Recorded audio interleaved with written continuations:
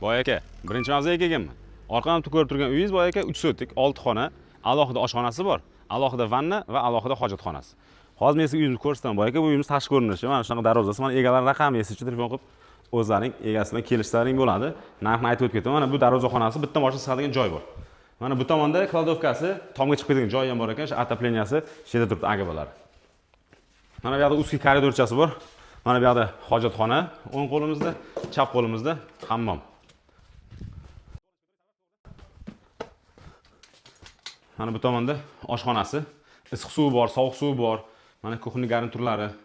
Mana shu uyimizda ko'rib turgan narsaning hammasi uyda qoladi. Mana bu yoqda bitta xona. Mana bu tomonda ikkinchi xonamiz. Oynalar Akfa oyna qo'yilgan. Akfami, yana qaysidir kompaniyani bilmayman.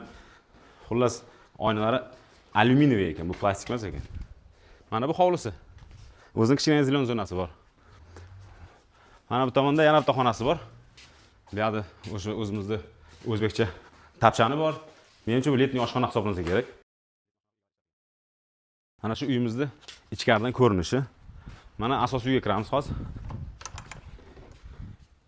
Mana ayvoni. Bu yerda xon taxtalar qo'yib, ovqatlanib o'tirsa bo'ladi. Mana bitta katta zal. Uyda ichida issiq suv bor, sovuq suv bor, otopleniyasi bor.